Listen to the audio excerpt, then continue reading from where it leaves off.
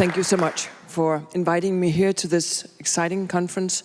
I'm also very excited to present the Exilmuseum that we are currently working on, a project that I'm very excited about, and also a project that is very close to my heart. First, I'm going to show you a small video which is produced by the Exilmuseum Stiftung, and it is showing a personal experience of being exiled after 33.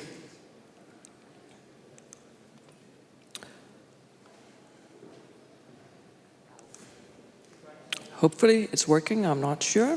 Wann beginnt das Exil? Nicht gleich. Also in meinem Alter, 17 Jahre oder so, ist das ja ganz schön aufregend, in die Fremde zu dürfen. Doch sehr bald kommt das Gefühl auf, ich kann ja eigentlich nicht mehr zurück. Man hat sich eingeredet die ganze Zeit, ich bin im Ausland, aber ich kann ja immer heim. Und auf einmal merkt man, weiß man, dieses Heim wird es nicht mehr geben. Und das stimmt ja auch. Man kommt ja nicht zurück. Man kann ja nicht zurück. Weil man sich selber verändert hat und weil die Heimat sich verändert hat. Heimatlosigkeit, Verbindungslosigkeit, das Gefühl, im leeren Raum zu schweben, nirgendwo hinzugehören. Und es bedeutet damit den Verlust der Identität, dass man nicht mehr weiß, wer man eigentlich ist, wozu man da ist. Eigentlich ein Zustand, in dem man lebenslang leidet. Ja? Dass man seinen eigenen Gefühlen, auch wenn sie nachher kommen, nicht zu einem Land, aber zu einem Menschen, dass man seinen Gefühlen nicht traut, weil man sich sagt, ja, was sagt man sich? Irgendwie unbewusst sagt man sich, ein Heimatloser hat kein Recht, etwas zu fühlen. Kein Recht, auf seinen eigenen Gefühlen zu bestehen. Das sind erfundene, fiktionale Gefühle. Die echten Gefühle hat man nur in der Heimat gehabt. Nur dort konnte man etwas fühlen. Das ist ein furchtbarer Zustand für einen jungen Menschen, dass man sich selber so misstraut und dass man nicht mehr das Gefühl hat, man selber sein zu dürfen.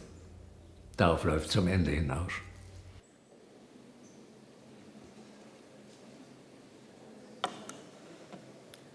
You often think of exiled people. You often think of exiled people as survivors and not as victims. But to be exiled is to live in a permanent impermanence.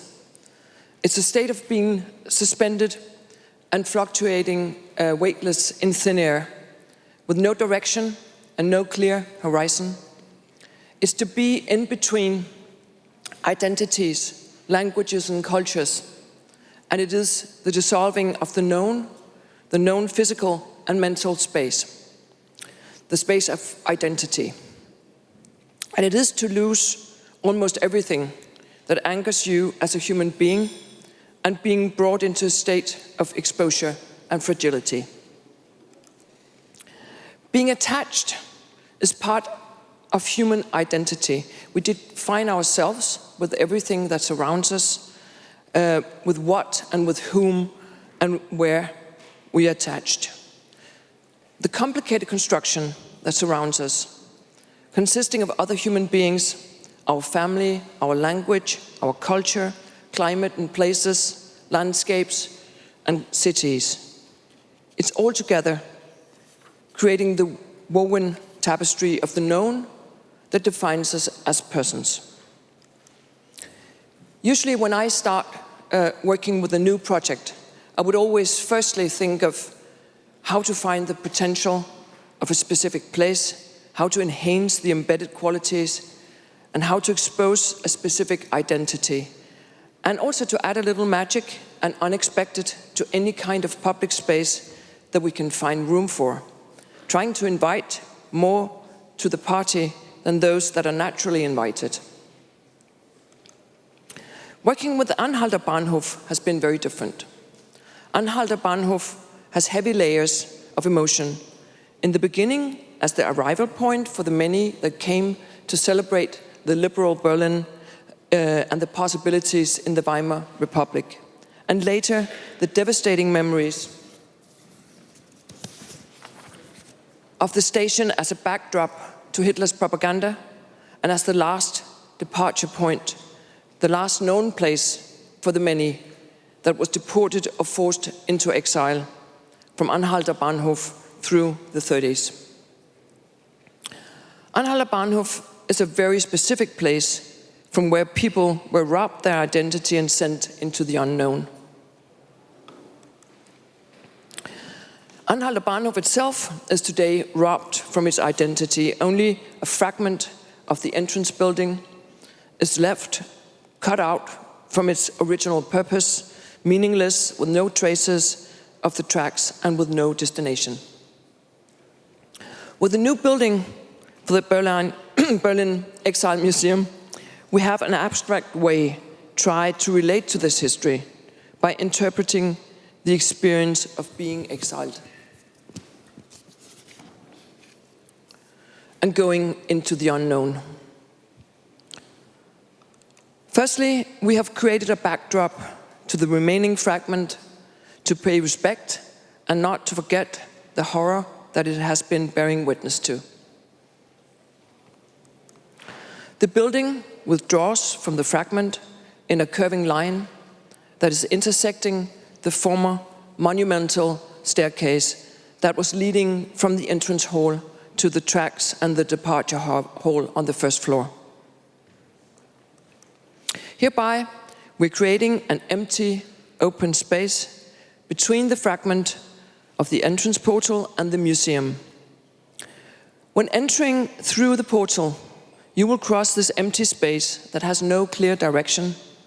It's a space for reflection and at the same time representing the unknown space and the history that you cannot recreate.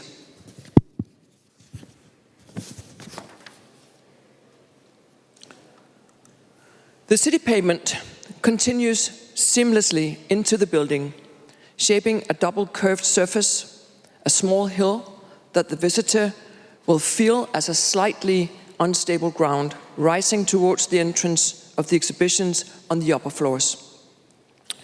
To the height of the former landing of the entrance stairs that were divided into two stairs and up to the new exhibitions. The sloping of the floor will prevent the visitors from a view or any horizon as you move upwards.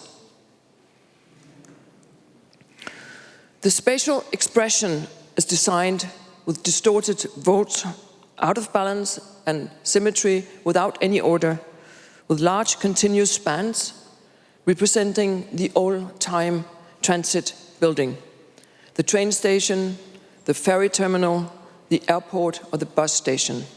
The vaults are uprupted or resting on fragile columns that seems as they are hardly meeting the ground, and the interweaving of vaults gives the space a dynamic, ever-moving motion.